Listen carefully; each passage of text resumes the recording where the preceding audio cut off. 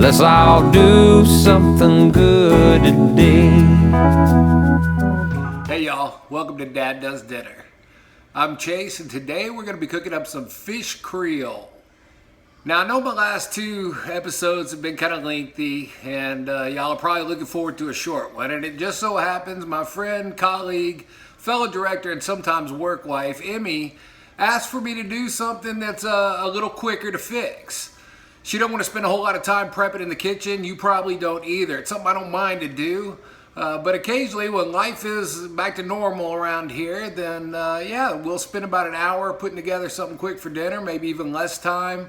And this dinner is one of those that fits that bill.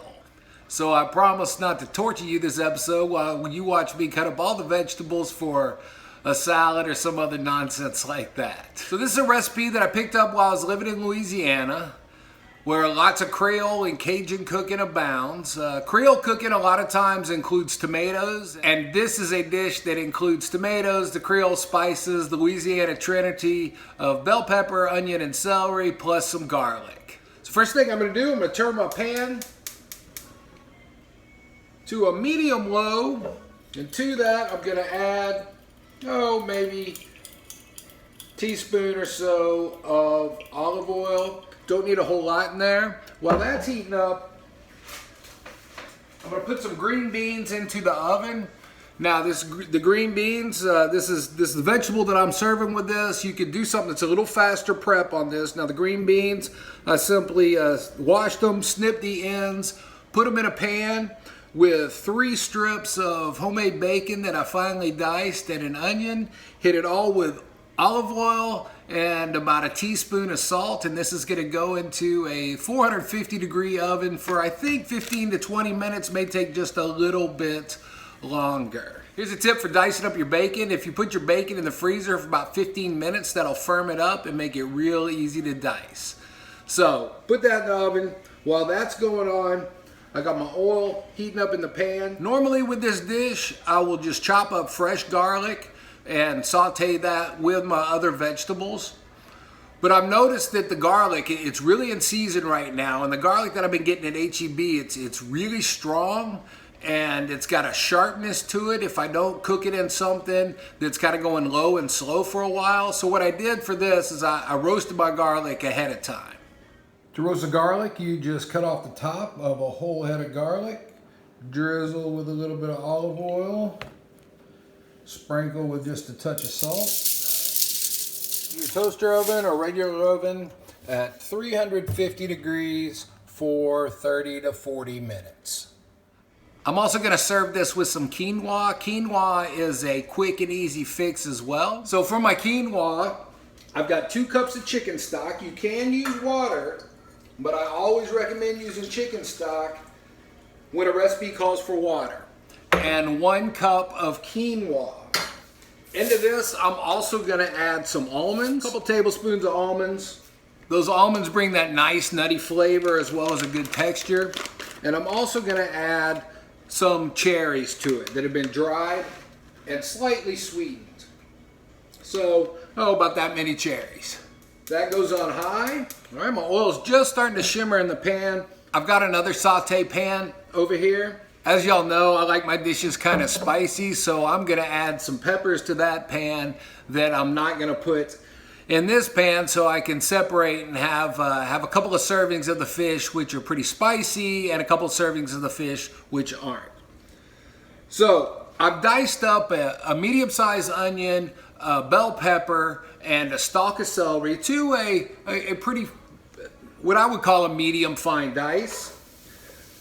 That's going to go in my pan. Now this is on medium low because we really want to just kind of sweat these vegetables. We're not looking for a hard saute or any browning. And to that I just added about 3/4 of a teaspoon of salt.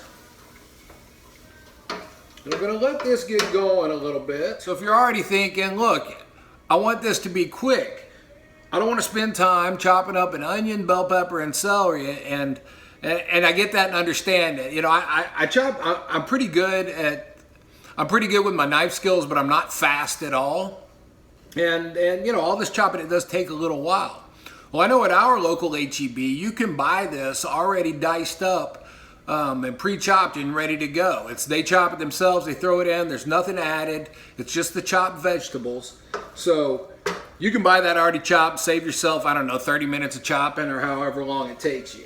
So while that gets working, in my smaller pan, I'm gonna add some Cajun bell peppers. Now these have come from my garden, and this is what they look like. So it's a small bell pepper, and they actually pack a pretty good bit of heat. Not quite as hot as a jalapeno, but certainly hot enough that you take notice. If I wasn't growing these Cajun bells, I would go ahead and dice up a jalapeno and throw it in that pan. And we'll add just a little bit of salt to there. So if you're not the spicy type, just stick with this. If you like a little more spice, and not everybody else does in the household, then do that separately. And if everybody likes it spicy, then of course throw them all together. My plan for this is when the green beans come out of the oven, then this will be done. The fish will also go in this pan, be prepared, and we'll put all of this in the oven too. So I'm serving this with green beans and then a garden salad. So an easy thing to do, say you're on your way home from work, you're trying to come up with a fresh dinner idea. It doesn't take too long, so stop at the grocery store, get you some pre-chopped vegetables, grab yourself some fish from the fish market, and get yourself a bag salad, and you got a full meal there. If you want another vegetable to go with it, grab a frozen bag of vegetables that you can steam in the microwave. Serve it with a quinoa or another grain that takes 15 minutes. Bulgur would be really good. You could do this with some couscous, that would be good, or even some 20-minute rice. And this whole meal really could take you just 30 minutes to cook. You know, they call quinoa an ancient grain. I really hate that new marketing ploy, ancient grain. I mean, what the hell does that mean anyway? It's just a way to get you to buy more because you think it's better for you because it's been around for 1,000 years. My quinoa is just starting to boil over here. I'm going to add about a half teaspoon of salt to this. The chicken stock has a little bit of salt in it, but not too much. And we can always add salt at the end. So this is boiling. I'm going to cover it, turn this down to low, really low. I'm going to set a timer for 15 minutes, and then that will be done. All right, these are starting to soften up just a little bit. I'm getting some of the liquid drawn out of it. So when I sweat it, I'm trying to get some of the moisture out of the vegetables, and I'm trying to bring out those sugars. So this is going to make everything taste a little bit sweeter. Onion, bell pepper, and celery, they all have some natural sugars in them. And now I'm going to add, about 3/4 of a cup, maybe a cup of diced tomatoes to that. So the tomatoes I used, they were from my garden. They were San Marzanos. So now that it's tomato season, you could probably get away with some store-bought Romas here. I would recommend getting the store-bought cherry tomatoes, maybe cutting those in half or in fourths and using those as well. Also, I know they got lots of good fresh tomatoes at the farmer's market right now. But so get those tomatoes in there, get that going. So all we're going to season this with is salt. The bulk of the seasoning comes from the fish. These Cajun bells are really thin peppers. And these have softened up and they look just about done. So I'm going to turn that off. So this has been going for about 5 minutes. I'm going to go ahead and add my roasted garlic. This is a head of roasted garlic. So when you roast garlic, of course, it makes it sweeter. Almost kind of a buttery flavor. And I'm just chopping the garlic up in the pan a little bit where there's some bigger pieces. It's nice and soft and comes apart easily with my wooden spatula here. We've been sweating our vegetables for about 10 minutes. They're just starting to soften. We don't want them to cook them down too far because we want them to retain some of their texture. So at this point, I'm going to add the zest of a lemon. Okay, this is a completely optional step. And Emmy, if you're sitting there thinking, I don't want to take the time to zest the lemon, then just squeeze a little lemon juice in there. As long as Super Nate's not watching this with you right now, he'll never know the difference and won't even miss it. So zest of a lemon, and then I'm going to add some fresh herbs. Now this is out of my garden. I had basil, thyme, and oregano in my garden. I ran these through my herb mill, which makes them real fine. Okay, but a simple fine chop on these would do. And if you don't want to use fresh herbs, that's fine. In fact, you don't have to use any herbs at all, but if you're going to use dried herbs, then I would use about a half teaspoon of each of basil, thyme, and oregano. It'll add a little freshness to it. It'll also add a little earthiness to it. Okay? And if you're out of herbs and don't have any, I've made this without herbs before, and it was pretty good. When you're using fresh herbs, you always want to add those towards the end of your cook. When you're using dried herbs, you want to add those at the beginning of your cook. That's because the dried herbs kind of need to get rehydrated so they can get all their flavors out. Also, dry herbs are going to be stronger flavored than fresh herbs because when they're dried, they really get that flavor intensified. And when you cook them, okay, that intensity kind of comes out in everything that you're cooking. So play with it a little bit, find out what you like. And as I always say, cook foods that taste good to you. Okay, so I added those. It smells really good, garlicky. You can really smell that onion now that I've added these herbs. It's very herbaceous. And now I'm going to take all my vegetables and put them over to the side of the pan. And I'm going to go ahead and add my fish to the pan.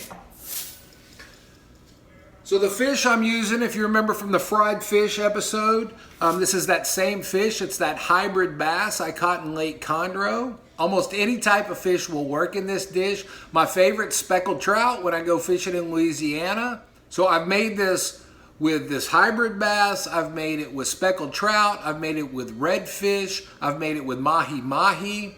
So mahi-mahi is almost always available at my H-E-B. You could even do this with catfish. Believe it or not, I'm not a big catfish fan, so I rarely cook with it. All right, but catfish would work, and catfish is pretty cheap.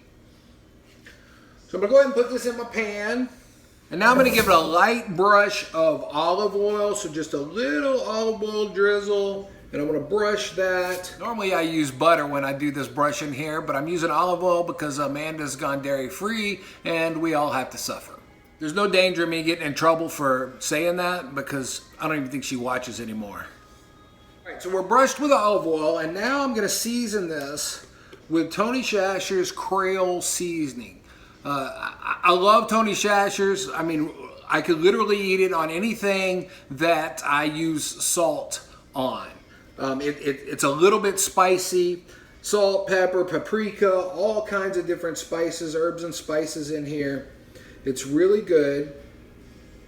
And we sprinkle this on liberally. Don't be afraid to use a good bit of this.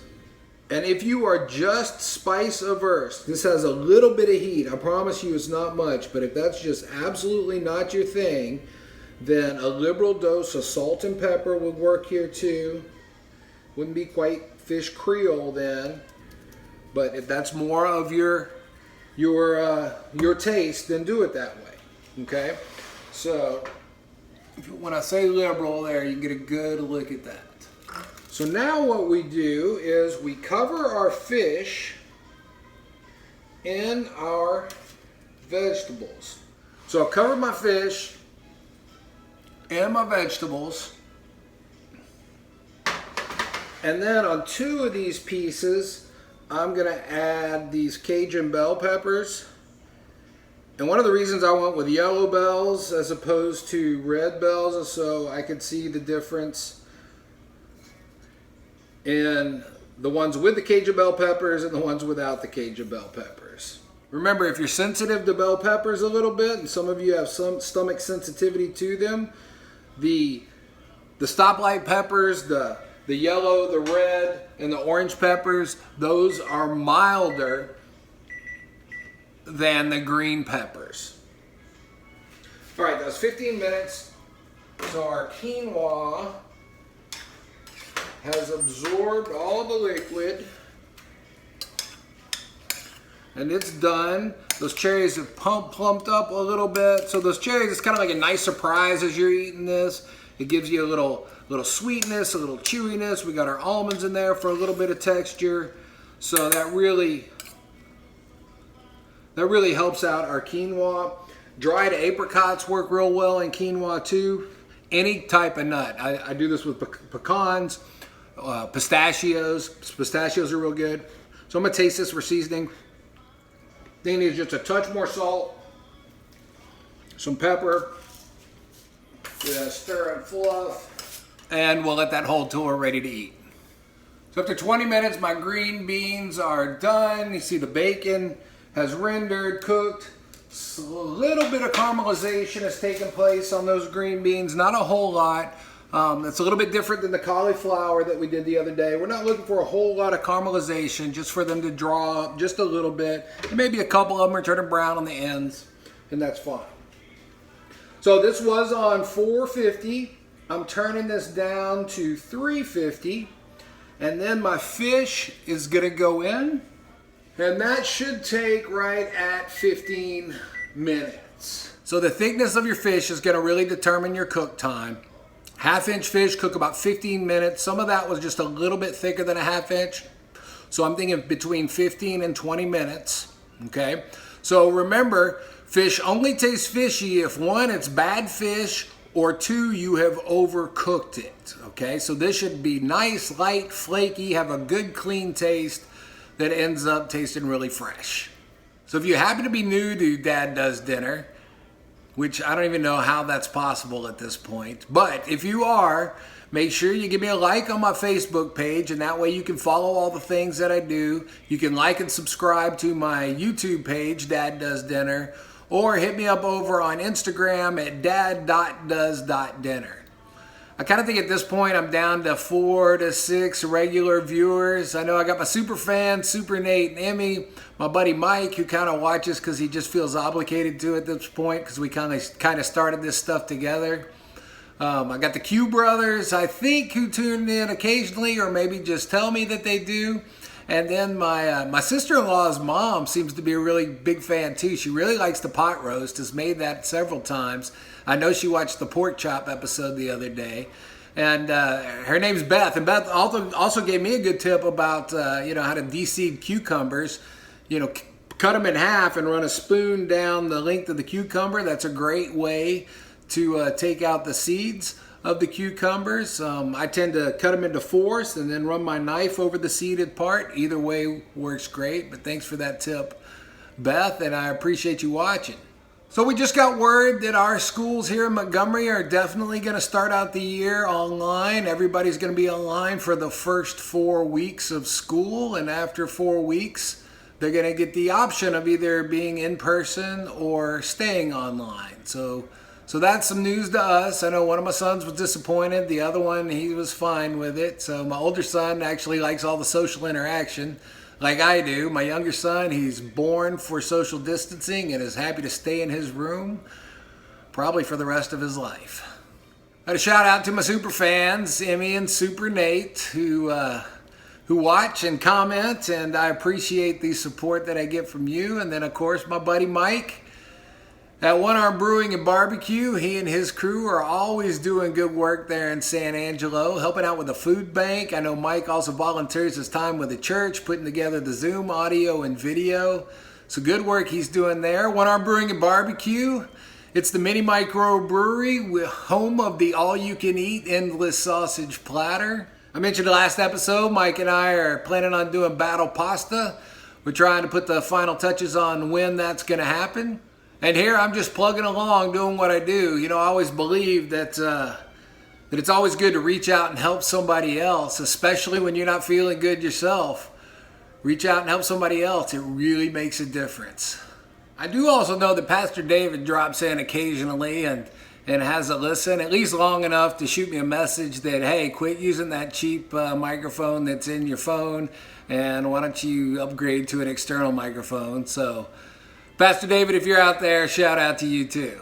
As my own school year approaches, I do have high hopes that the classes that I'm scheduled to actually teach in person are going to happen. So I sure hope that works out. I miss my students. I miss being in the classroom, and I know a few of them pop in here occasionally and watch. And just know that I miss you guys a lot, and hope to see you soon.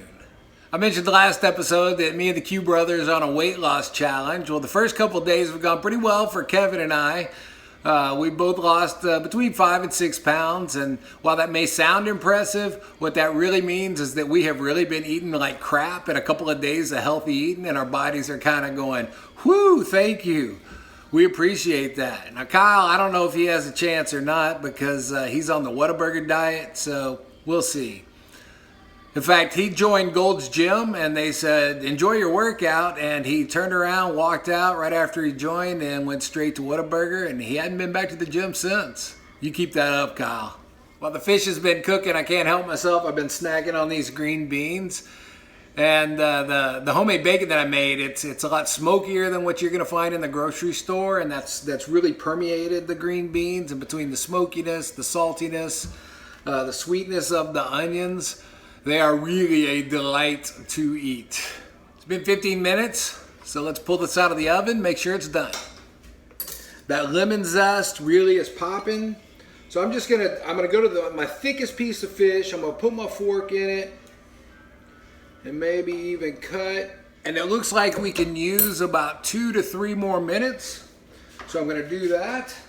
Every time I've made this, it always takes between 15 and 20 minutes. A little thicker fish, closer to 20, thinner fish, closer to 15. Just do not overcook the fish. So what I'm looking for when I check that fish is for it to cut smoothly and easily, or my fork to go in easily, and for that fish to be just a little bit flaky. And that piece that I hit, it was flaky on top and bottom, but in the middle it was still pretty firm and a bit translucent. So that's why I put it back in. So that was another 2.5 minutes. And I put my fork in and just tell that it's done by the way it feels. My fork easily goes in without much resistance at all. You just kind of take what that looks like. Look how pretty that looks. Now fish doesn't need much of a rest at all, so I'm gonna let that sit in the pan for about 3 or 4 minutes and then plate it up, and dinner is served. So whenever I make this dish, and no matter how many times I make it, I'm always impressed with how pretty it looks. It's just a good looking dish that's simple to make, and you cook that, and if you got guests, they're gonna be real impressed with the way it looks. Hopefully your family will be too. So let's give it a taste. So it's nice and flaky, just came right apart with my fork. Oh, it is so good. That extra spice from that Cajun bell pepper really is right there. It's very forward when I eat it, and I really like that. A little bit of punch in the mouth heat. The fish is just, I mean, it's just meaty. It's fresh tasting. We still have some crunch left on those vegetables. That little bit of lemon zest gave it a nice little pop to it. This is really, really tasty. Try a bit of the quinoa. So I got a bite with the cherry and the almond. The cherry just makes it fun to eat because you get that pop of kind of sweet and sour right away. The nuttiness, the crunch of the almond, and then the taste of the quinoa. Quinoa is very mild in flavor and will take on whatever kind of flavors that you put into it. And really, that is just a clean palette for whatever you want to add to it. And then, as I told you before, these green beans, just salty, smoky, fresh tasting, a little sweetness from the onion. So this is a very fresh meal that you can make at home. The whole process, you know, especially if you get your vegetables already pre-chopped, okay, should take you 30, 45 minutes tops. And you can sit down and eat and have a really fresh tasting meal. That's pretty healthy too, so I'll take that. All right, y'all, do something good. I'll see you next time. Let's all do something good today.